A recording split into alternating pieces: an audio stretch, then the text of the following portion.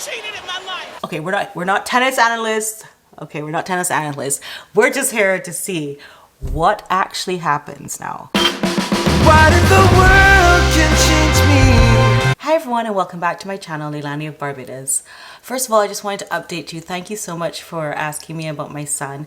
He just had some cold, congestion and some sniffles. The weather is changing here. Hi guys, I'm just editing, but here's Valentine and he wanted to say, hi guys, I'm feeling much better, and what I just wanted to say is like and subscribe mommy's videos.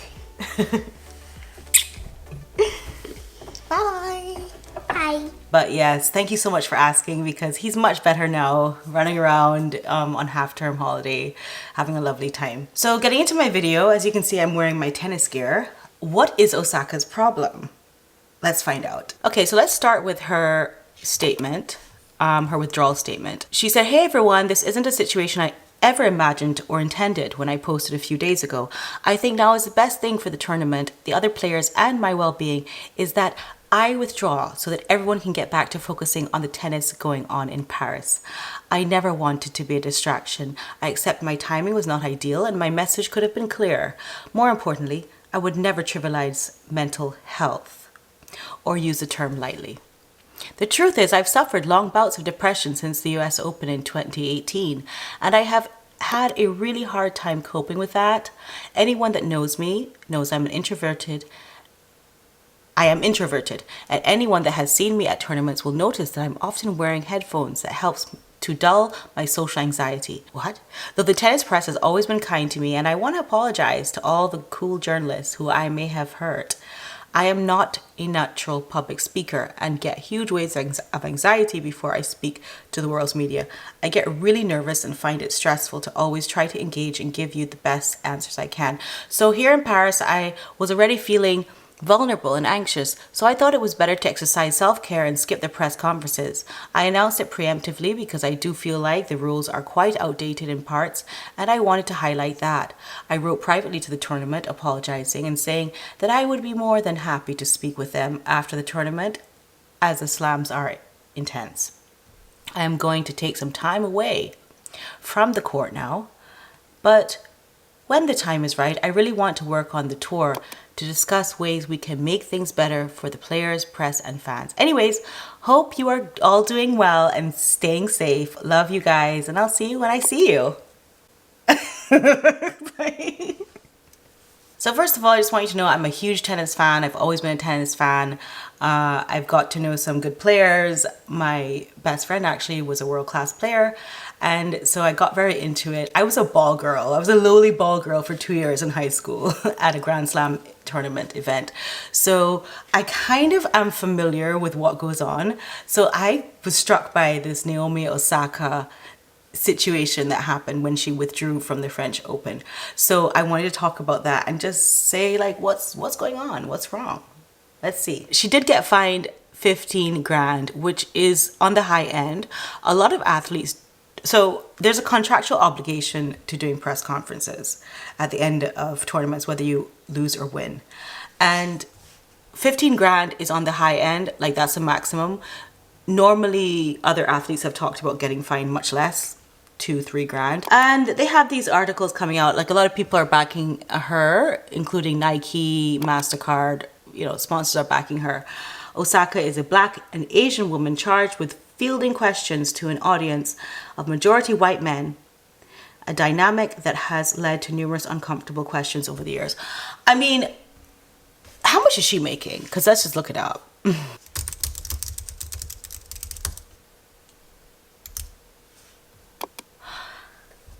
Okay, so wowzers.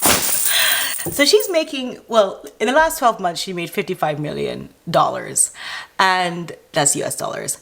And she is the highest paid female athlete in the world.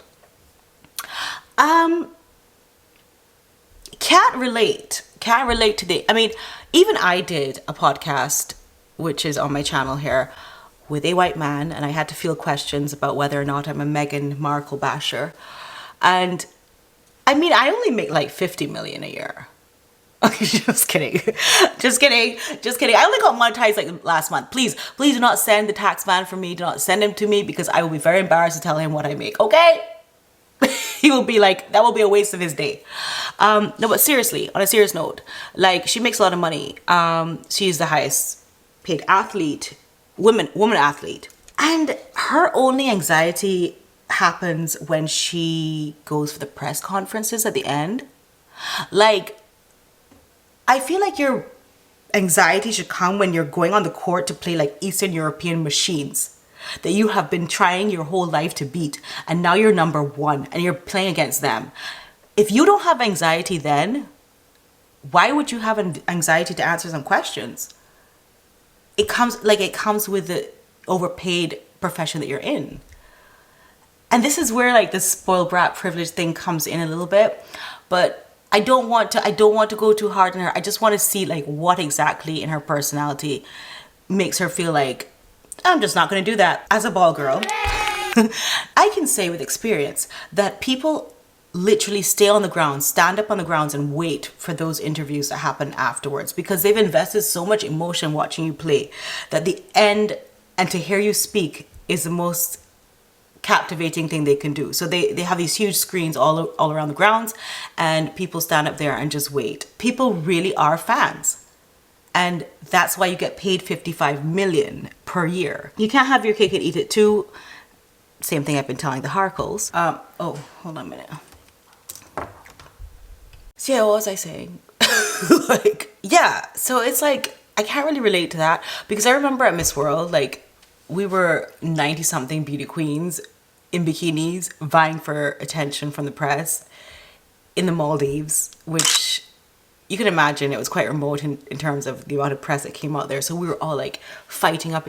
I can't think of a metaphor other than bikinis, beauty queens looking for attention. So it wouldn't have given anybody anxiety. It didn't give anybody anxiety. Everyone was like trying to be up there. So that part I can't really relate to, but I do know that world-class athletes do go through that, of course, like when they go into the locker rooms. And in fact, the meme that Oprah was referring to when she says, what? What? That's not her original meme. I hope you guys realize that. That came from a meme from Russell Westbrook of the Oklahoma City Thunder NBA. What? Bro, what are you talking about, man? The 13th of February of 2013. So that's how long ago that meme came from. Russ, did you guys lose this game or did the Jazz win this one? What? Bro, what are you talking about, man?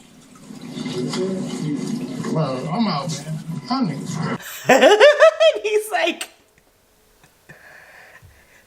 He's like, bro, it is hilarious, but imagine the amount of pressure that would create that kind of anger inside the locker room. And that's what they have to do because they're contractually obligated to do it. It is part of their contract. Otherwise, they get fined. But closer to home, you have Rafael Nadal from Spain. And he literally has disorders. Like he has OCD, you know, he has to have that water there and then he has to have the thing there and then he's like picking his bottom and like adjusting his whatever, and on the court you can see it and also you see it in press conferences. And he's definitely not a people person. He's not able to speak to people basically. So it's something he's had to overcome with his team just because he wants to make sure that he does everything right. So this is not the first person that's had difficulties with press conferences after winning or losing matches. Everyone has jumped on Nike, MasterCard, everybody has just jumped onto this like, oh, she's like, she has mental illness, she has depression, she has anxiety, all the buzzwords that Harry has brought to us through his healing and so on.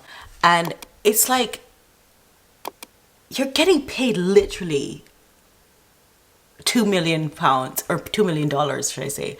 I get confused with currency, but 2 million something. All right, you're getting paid a month. How can you? How can you just say, no, I'm not gonna do that? So it's been unfortunate for Naomi because just like you have Piers Morgan for the Meghan Markle situation, you have Gilles Moreton actually, who is the president of the French Tennis Federation, Gilles or Giles, I would say Giles, but Gilles probably, who said that he hopes that she has a speedy recovery. Yeah, a speedy recovery. He was not having any of it because he's French and he's in France and he's not in America. So he's like, not buying that crap, but like, speedy recovery to you. Peace and love. He's like, you have to pay a fine, but best of luck to you in the future so that you don't have to pay a fine anymore. And she totally is on her way to recovery and healing because she took to Instagram, Instagram live Q&As, like literally the worst thing you can ever do, and started telling people off for, this is Naomi, she started telling people off for not thinking that Nicki Minaj is the best rapper in the world. And be that as it may, like you're able to converse with people though, right? Like you're able to talk to them about like what you think. And she has a quote like, I don't know why you other girls even bother talking about other female rappers who are coming up in the game and trying to make a name for themselves. What? With $50 million or $55.2 million, I feel like I could buy a team that could like be my hype men. Like I could get like 50 million hype men. I mean, like it's infinite possibilities of hype men that could be like, you can do this, you can do this, you can do this. But let's not be too hard on her. Let's look at her Wimbledon debacle that happened where you can actually see that she's not about this life. So, put this reporter to ask her a question who has a speech impediment. But then in the end, and I'll just skip through here, she loses it. She sort of, you can see that she's losing it now. Very hard. I don't know how to answer that. She does have a pitiful demeanor in this interview. Like she is struggling and I appreciate that. If this was my daughter, I would be like, girl, who do you want me to beat up? Like seriously. Yeah, she does just say I'm out, you know? And there have been many athletes who do that and they pay their fines and they do whatever. But for her to come and preempt the whole press call by saying, just so you know, not doing that, whether I win or lose at the French Open. Serena Williams put in her 2 cents about the situation. And she said, the only thing I feel is that I feel for Naomi. I feel like I wish I could give her a hug because I know what it's like. This is Meghan Markle's best friend, by the way. I've been in these positions. We have different personalities and people are different. You sure do have different personalities because do you remember Serena Williams when you went completely ape shit? And my mom is going to be so upset because she's a huge fan of Serena Williams, but I'm here to tell the facts. So you remember Serena when you went completely ape on this girl, and this is not the only time she did it, but this is at the US Open, which was the biggest news story at the time in tennis. And she lost her mind because she was given a penalty of a game. So you know in tennis is game, set, match. So a game is like the smallest amount of points were given to Naomi Osaka because Serena did this. Following a coaching penalty, breaking her racket, and arguing with the chair umpire. Everybody's talking about this, and now Williams is speaking about what happened on the court. ABC's Ariel Reshef was at the match. You owe me an apology. I have never cheated in my life. I have a daughter, and I stand what's right for her, and I've never cheated. And you owe me an apology. After chair ump Carlos Ramos issued Serena a violation, claiming her coach had given an illegal sign from the box. If he gives me a thumbs up, he's telling me to come on. We don't have any code, and I know you don't know that. Later handed another penalty. Yeah.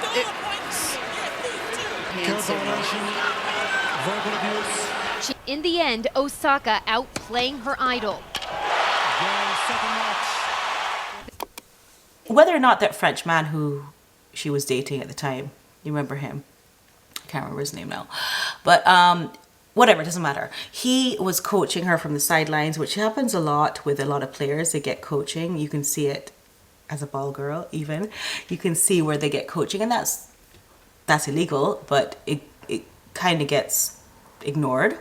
But she got called out on it, and I don't know where she talked about the thieving and the teething and whatever. I don't really get that part, but the point is Serena lost it, and she lost it mentally and she lost it physically then thereafter. Osaka, again, because maybe of her personality type, her reserved personality type, she was able to hold it together and finish the match, even though your idol is literally losing her mind, which is a tactic that some athletes do use to intimidate their opponent to lose their mind. And this has happened in tennis before. There were several male tennis players that were accused of that. So in the past, but you know, the point is that, okay, we're not tennis analysts. Okay, we're not tennis analysts. We're just here to see what actually happens now, because what happens at the end when Naomi Osaka wins, cries to accept her title because she's afraid of... Let's just watch the video of when Naomi Osaka is finally given her trophy. Let's look at that. I'm sorry, because I was an underdog in my competition, but I came through with my acting ability and stuff like that. Okay, anyway, we're gonna be doing a video on my actual Miss Barbados thing if anyone's interested. I am interested to react to myself, but you cannot at the end of somebody winning something say it's not the end we were looking for. What? From that blonde girl. Oh my god, sorry, like I need to catch myself. Can I come back here now? Can I come back? Like, I'm sorry, just like wrapped up in the moment. So this is why I get confused. Oh my god, this is why I get confused. I just feel like this is probably... So Serena, what you saying, Serena? We have different personalities and people are different. That goes without saying. Plus at the end where you, Serena, have to then like calm down the crowd from hating your opponent. Your opponent must suffer something from that. Like some PTSD, something. Seriously. Like I do agree with that. Because again, like I said, with Harry and Meghan, and I keep going back to that because that's my area of expertise at the moment. You are bringing... There is evidence of what happened to her and how unfair it was what happened to her. So I think that we are able to really make a decision, a balanced decision on this girl's mental health and whether or not she's really able to do the press conference. All you have to do is go back and look at 2018 and see, okay, this girl's probably still recovering literally from Serena Williams. It might have made a huge impact at that time. It might be something she never wants to revisit. So the girl has suffered, but at least we can see that she has suffered and replay that and say, okay, I understand why. Totally understand why. She's amazing. She's doing everything really well. So it kind of begs the question, like, what really went wrong with her? And I think that at the end of the day, we could probably look to Serena, who was a bad sportswoman and her idol, and intimidated her further than anybody else. So I just want to talk about that because I love when I'm like between two minds about something, because this is to me very polarizing. And like I said, my mother is a Serena Williams fan, so please don't come for me because I already have heard everything you want to say about Serena from my mom. And I've also seen Serena a long time ago when she and her sister were nobodies and they've come up in the ranks. So I really respect her game and I respect her ability, super ability as an athlete. But this shit really shows you something about black people tearing down other black people. And that's why I hate to get involved in that whole thing, because it's always like crabs in a barrel, like, you know, the crabs in a barrel metaphor, which I've actually come up with right now because I couldn't come up with another one before tonight. I was trying to talk about everything else, but I couldn't come up with that. But yeah, it's like tearing down. This is a little black girl here too. Like how you were one. And now you're like throwing rackets and acting like an absolute monster on the court. but also talking very, I would never thief anyone, because she has a new accent, huh? That's not her original accent. Because I could tell you how she would really talk. She'd be like, I never. Sorry. But she's changed her accent and become more posh, as we say, in this side of the world. And this little girl is just trying to be herself, but like her introverted self. So tell me what you think anyway, guys, in the comments. I do have another video coming up shortly, not tennis related, Markle related, because anyway, I'm not going to give you I'm not even going to give you a teaser, but I have a good video coming up on them. So please stick with me. And it is half-term holidays, so I do have my son with me all the time. So I'm kind of sneaking away in lieu of doing it in the bathroom. This is the best I could do for you guys. So thank you so much for watching. I really appreciate it. And lots of love to you. Let's go play some tennis. Follow me, guys.